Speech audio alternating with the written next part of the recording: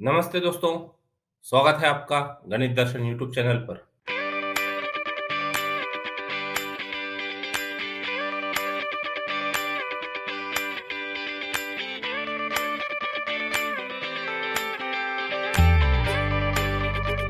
Exercise 5.3 on page 114। ये exercise continue करते हैं with question number 11। Find equations of lines containing the point A 3 4 and making equal intercepts on coordinate axis। तो equal intercept क्या हो सकते हैं? अभी इसके पहले एक एग्जांपल देखा था लास्ट सेशन में। तो इक्वल इंटरसेप्ट्स की दो पॉसिबिलिटी हो सकती है। यदि एक्स और वाई एक्सिस को इंटरसेक्ट कर रही हो लाइन, तो दोनों ए और बी इक्वल हो, या फिर दोनों ए और बी जीरो हो, मतलब लाइन ओरिजिन से पास कर रही हो।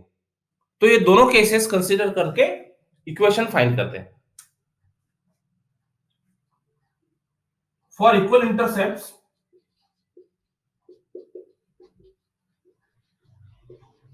We have case 1 a equal to B और case 2 a equal to 0 b equal to 0। ऐसे दो केसेस हो सकती है, तो एक एक करके डिस्कस कर लेते हैं। For case 1 let the equation of line b x by a plus y by b equal to 1 where a equal to b। Case 1 में दोनों इंटरसेप्ट इक्वल, ये सब अंडरस्टूड है, ये स्टैंडर्ड मीनिंग है सब। अब तो देन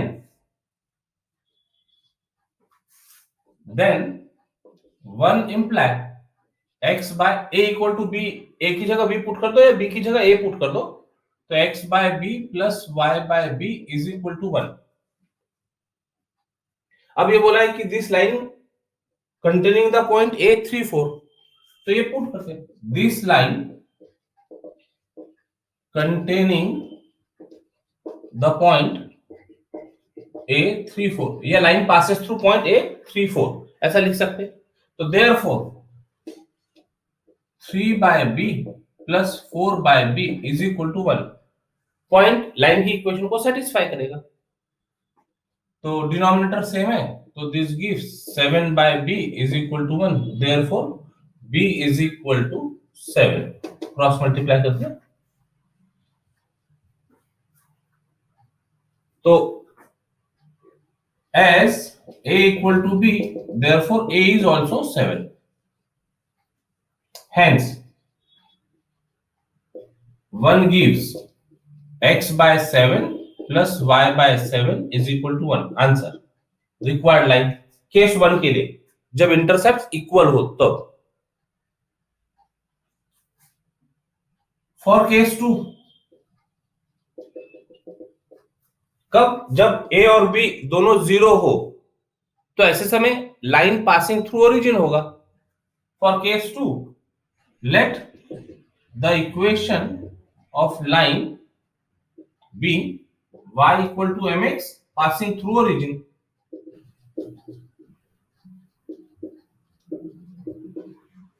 इस केस में दोनों इंटरसेप्ट इक्वल होंगे और इक्वल टू 0। अब ये m फाइंड करना है, स्लोप फाइंड करना है, तो इट कंटेन, इसको नंबर 2 दे देते लाइन को, इट कंटेनिंग पॉइंट a 3 4। तो देयरफॉर वैल्यू पुट करो, x की वैल्यू 3 है, y की वैल्यू 4 है, तो 4 is equal to m 3 imply m is equal to 4 by 3। m की वैल्यू पुट कर देते, therefore 2 imply y is equal to 4 by 3x, that is 3y is equal to 4x। Cross multiply कर दिए, और 4x minus 3y equal to 0, ऐसा भी लिखा जा सकता है, एक तरफ लेके सब आंसर। तो दोनों केस में आंसर्स मिलेंगे, फाइनली लिख दो। Hence required equations of lines are, एक तो हो सकती है x, इसको भी यदि और ठीक करके लिखना जाए तो 7 से मल्टीप्लाई कर दो, x plus y equal to 7। ये भी लाइन हो सकती है, ये भी लाइन हो सकती है, दोनों लाइन हो सकती है, passing through point 3 4 having equal intercepts. Question number 12, find equations of altitudes of the triangle whose vertices are, दिए हुए 3 पॉइंट्स दिए हैं, 2 5 6 -1 -4 -3। तो सबसे पहले एल्टीट्यूड क्या होते हैं वो देख लो। किसी वर्टेक्स से अपोजिट साइड पर परपेंडिकुलर ड्रॉ किया तो दिस इज वन एल्टीट्यूड। तो ऐसे तीनों वर्टेक्स से अपोजिट साइड्स पर परपेंडिकुलर ड्रॉ करके उनके इक्वेशंस हमको फाइंड करने हैं। Solution, consider the figure of triangle ABC, कहीं पर भी कोई पॉइंट लिखे जा सकते हैं, 2 5 B 6 -1 C -4 -3। अब एक एल्टीट्यूड की बात करते हैं। तो जो सामने दिखता है सबसे पहले ये परपेंडिकुलर ड्रॉ करते से L L M N, ऐसे 3 परपेंडिकुलर पॉइंट्स मेंशन कर देंगे। Draw BL perpendicular to AC। तो ये एल्टीट्यूड हो गया एक। अब इसकी इक्वेशन फाइंड करना है, ये परपेंडिकुलर है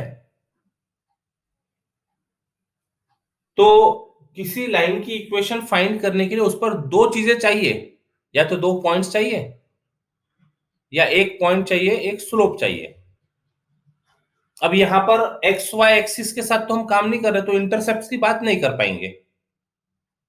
तो देखो इसके लिए दो चीज कैसे मिल सकती है। AC, इसका स्लोप फाइंड किया जा सकता है, इसका स्लोप फाइंड किया जा सकता है, और वो जो स्लोप होगा उसका minus times reciprocal, perpendicular line होने से m1 into m2 is equal to -1, ये काम किया जा सकता है। तो पहले स्लोप ऑफ AC फाइंड करते हैं।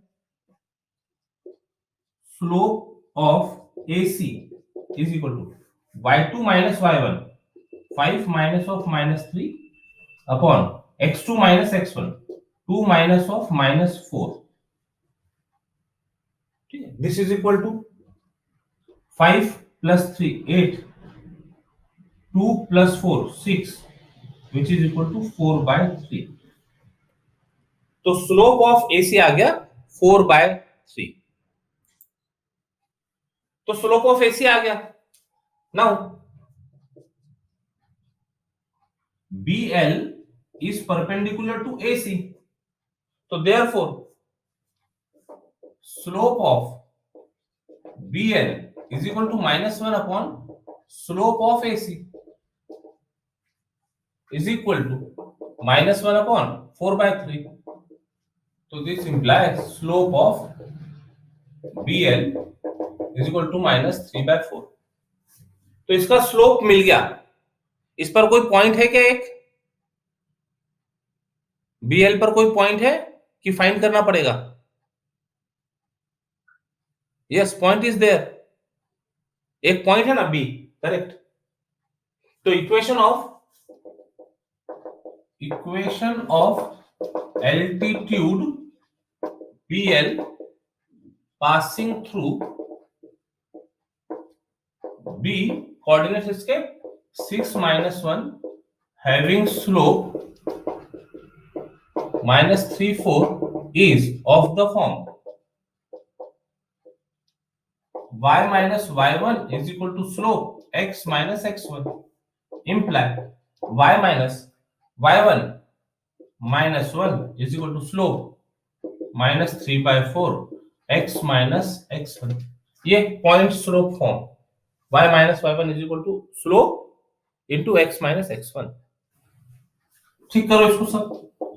y plus 1 is equal to -3/4 x minus 6, 4 से मल्टीप्लाई कर देते हैं, 4y plus 4 is equal to minus 3x minus minus plus 18, एक तरफ ले लो, 3x plus 4y is equal to 18 minus 4, that is 3x plus 4y is equal to 14. So ये हो गया answer. Altitude from B on AC. This is equation of altitude from B on AC. ये एक काम हुआ. अब ऐसा ही दूसरा, तो दूसरे के लिए मान लो यहां से ले लेते हैं, सी से एक परपेंडिकुलर ड्रॉ कर देते हैं. सी से परपेंडिकुलर ड्रॉ करोगे M. अब जो काम ये किया है बी से परपेंडिकुलर ड्रॉ करके, ये काम सब सीएम के लिए करोगे. ए बी का स्लोप फाइंड करें, उसका स्लोप आने के बाद में सीएम का slope -1 times slope of A B आ गया, और इक्वेशन फाइंड करने के लिए स्लोप है और एक पॉइंट है, तो इक्वेशन ऑफ सीएम मिल जाएगा. और थर्ड एल्टीट्यूड ए से परपेंडिकुलर ड्रॉ करके, ए से परपेंडिकुलर ड्रॉ करके एन, ए से परपेंडिकुलर ड्रॉ कर दिया बीसी पर, उसका स्लोप फाइंड करो, पॉइंट ए है, इक्वेशन फाइंड करेंगे. तो इस तरह से बाकी के दो एल्टीट्यूड सेम पैटर्न से इवैल्यूएट किए जा सकते हैं. अभी एक एल्टीट्यूड फाइंड कर लिया, ये जो बाकी के दो एल्टीट्यूड है देखो सब इंटरसेक्ट कर रहे हैं, तो ये जो इंटरसेक्टिंग पॉइंट है एल्टीट्यूड का, this is called ortho centre. और कई बार ऐसा प्रॉब्लम भी होता है, find the coordinates of orthocentre of the triangle having vertices. ऐसा एक क्वेश्चन एक्सरसाइज में है, question number 14.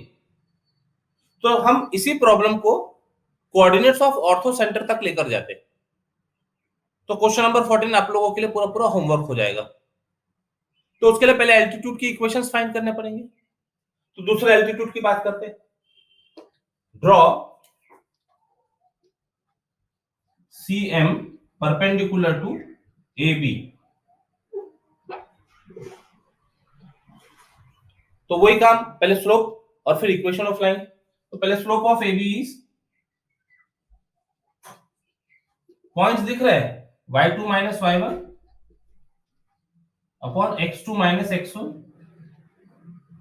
This is equal to -6 upon 4 which is equal to -3/2.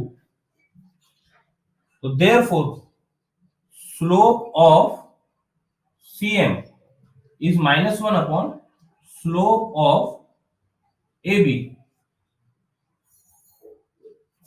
equal to, यही कर लेते, -1 upon -3/2 that is equal to 2/3. Slope आ गया. तो therefore equation of line, और एल्टीट्यूड बोलो उसको, altitude CM having slope 2/3 and passing through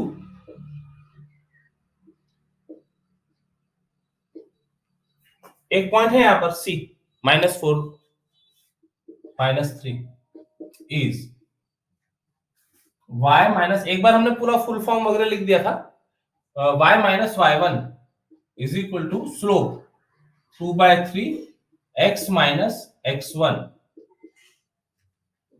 imply 3 times y plus 3 equal to 2 times x plus 4 imply 3y plus 9 is equal to 2x plus 8. That is variable एक तरफ करते हैं, constant एक तरफ करते हैं, तो x का टर्म पॉजिटिव रहने दो, 2x minus 3y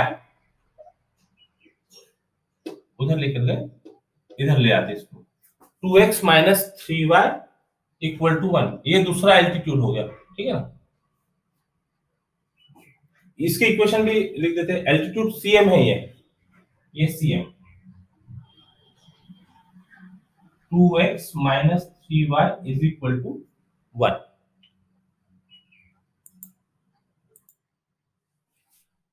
similar process है, थर्ड एल्टीट्यूड फाइंड करो, नंबर 3। तो तीसरा ये ना ये, तो draw AN perpendicular to BC. Slope of BC is y2 minus y1 upon x2 minus x1. इसको कैलकुलेट कर लेते हैं, -1 + 3 upon 6 + 4. This is 2/10, 1/5. तो slope of AN -1 upon slope of BC, तो -1 upon 1/5 is -5. तो स्लोप मिल गया। तो स्लोप ऑफ BC से हमको स्लोप ऑफ AN मिल गया, स्लोप ऑफ BC फाइंड किया, उससे स्लोप ऑफ AN मिल गया। अब equation of AN, altitude AN having slope -5 and passing through point A, coordinates 2, 5 is y minus y1 is equal to slope -5 x minus x1, imply y minus 5 is equal to -5x minus plus 10, so that is 5x positive कर लेते हैं इधर लाके, plus y is equal to 15। ये हो गया altitude, third altitude AN, this is AN, 5x plus y is equal to 15। तो question find equations of altitude, इतना काम करने से कंप्लीट हो गया। एक्सटेंशन पार्ट को रिमार्क में कवर करते हैं। To find coordinates of orthocentre of triangle ABC, तो पहले मेंशन करो the ortho centre is the point of intersection